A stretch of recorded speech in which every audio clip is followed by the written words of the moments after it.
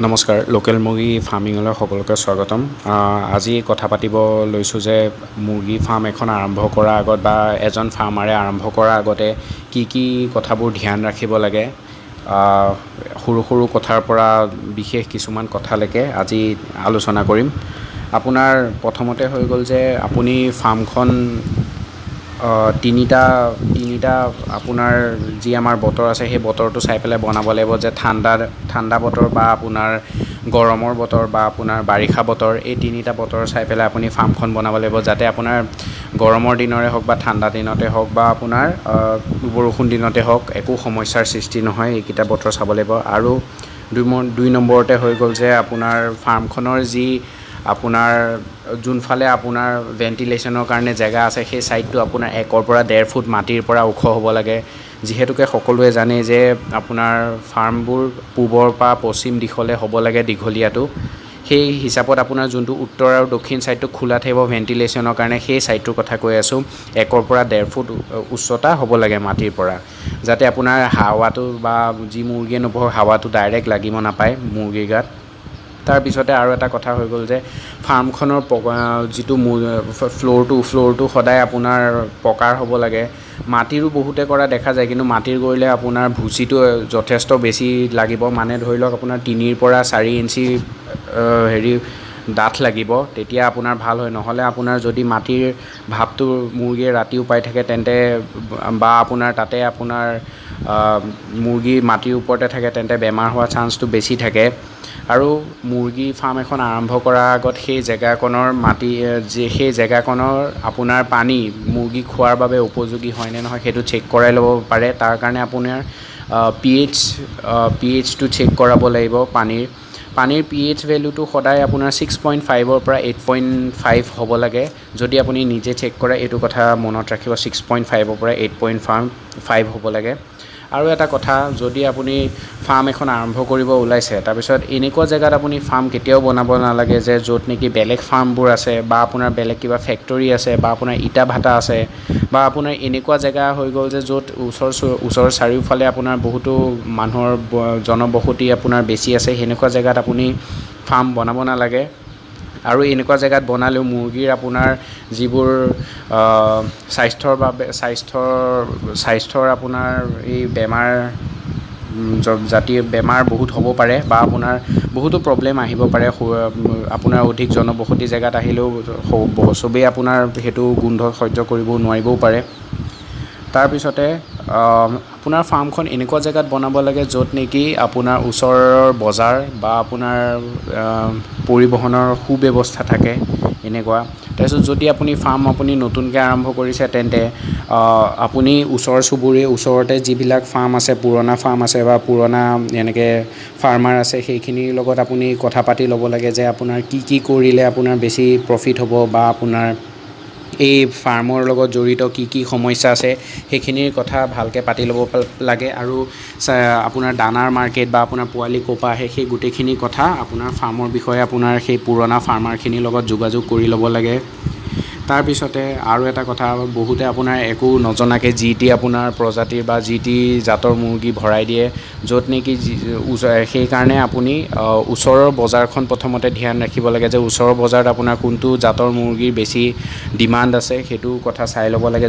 য'ত আপোনাৰ কয়লাৰৰ ডিমাণ্ড আছে কয়লাৰ পুহিব লাগে, য'ত আপোনাৰ সোণালীৰ ডিমাণ্ড আছে সোণালী পুহিব লাগে, আৰু য'ত নেকি আপোনাৰ ব্ৰইলাৰে হওক বা লোকেল মুৰ্গীৰ আপোনাৰ চাহিদাটো বেছি, সেই তাতে আপোনাৰ সেনেকুৱা ধৰণৰ প্ৰজাতিৰ মুৰ্গী পুহিব লাগে। তাৰপিছতে আপুনি যেতিয়া ফাৰ্ম এখন বনাব ল'ব, তাৰ আগতে আপোনাৰ নিজৰ ইনভেষ্টমেণ্টটো বা আপোনাৰ কিমান টকা দৰকাৰ হ'ব সেইখিনি সকলো আপুনি ঠিক কৰি ল'ব লাগে। নহ'লে কি হয়, কেতিয়াবা মানুহে ফাৰ্মখন ইমান ভালকৈ বনাই দিয়ে যে আপোনাৰ পিছত আপোনাৰ মুৰ্গী পোৱালি সোমোৱাবলৈ আৰু আপোনাৰ দানা কিনিবলৈ পইচাই নাথাকে, লাষ্টত গৈ ফাৰ্মখন তেনেকৈ পৰি থকা দেখা যায়। পিছত লোন লৈ পেলাই বহুত কম মানুহেই আৰম্ভ কৰে। তাৰপিছতে আপোনাৰ আৰু এটা কথা জানিবলগীয়া যে দানা বা ভেকচিনেশ্যন বা আপোনাৰ যি তাৰপিছতে আৰু এটা বেটছ ওলাই যোৱাৰ পিছত সেই যিখিনি ভুচি থাকি যায় তলত আপোনাৰ পাৰি দিয়া লেতেৰা ভুচিখিনি সেইখিনি মেনেজমেণ্ট কেনেকৈ কৰিব লাগে, কেনেকৈ আপুনি চম্ভালিব লাগে, এই গোটেইখিনি কথা আপুনি জনাৰ দৰকাৰ আগতে। তাৰ উপৰিও আপুনি এখন ফাৰ্ম আৰম্ভ কৰাৰ আগতে সাধাৰণ কেইটামান বস্তু যেনেকৈ আপোনাৰ ফাৰ্মৰ আপোনাৰ বায়'ছিকিউৰিটি বা এটা মুৰ্গী কিমান জেগাৰ প্ৰয়োজন হয় ফাৰ্মখনত, বা আপোনাৰ বায়ু চলাচল আপোনাৰ ঠিকে আছেনে নাই, বা আপোনাৰ যিখিনি আপোনাৰ বেমাৰৰ আগতীয়া লক্ষণ সেইখিনিৰ কথা আপুনি যথেষ্ট জনাৰ দৰকাৰ। আৰু লগতে আপুনি বেমাৰৰ যিবোৰ সাধাৰণ মেডিচিন ভাল কৰিব পৰা সেইখিনিৰ বিষয়ে জানি লৈ আপোনাৰ ক'ত ক'ত এই মেডিচিন উপলব্ধ সেইখিনি কথা জনাৰ যথেষ্ট জৰুৰী বুলি ভাবোঁ। তাৰপিছতে আপোনাৰ ফাৰ্মৰ ওচৰে পাঁজৰে যদি কুকুৰ মেকুৰী তাৰপিছতে কাউৰী এনেকুৱা ধৰণৰ যদি আপোনাৰ ফাৰ্ম আপোনাৰ নষ্ট কৰা কিবা বস্তু জীৱ জন্তু আছে তেন্তে সেইখিনিক আপুনি নিজৰ ফাৰ্মৰ পৰা দূৰত ৰখাৰ চেষ্টা কৰিব।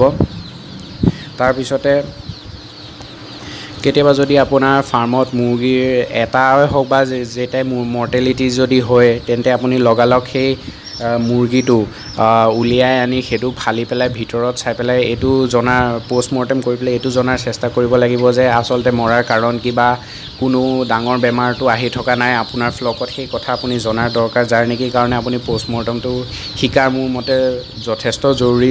সকলো আপোনাৰ যোনবিলাকে নতুনেই হওক বা পুৰণাই হওক, পুৰণাখিনিতো অলপ চলপ হ'লেও জানে, কিন্তু নতুনখিনিয়ে ক'ৰবাৰ পৰা ট্ৰেইনিং লৈ হ'লেও বা আপোনাৰ ইউটিউবত আজিকালি যথেষ্ট সহজে উপলব্ধ পষ্টমৰ্টেম মুৰ্গীৰ কেনেকৈ কৰে বা কি কি আপোনাৰ লক্ষণসমূহ চাই মেলি গম পাব পাৰি যে কিটো বেমাৰ হৈছে, সেইখিনি জনাৰ যথেষ্টই দৰকাৰ বুলি ভাবোঁ।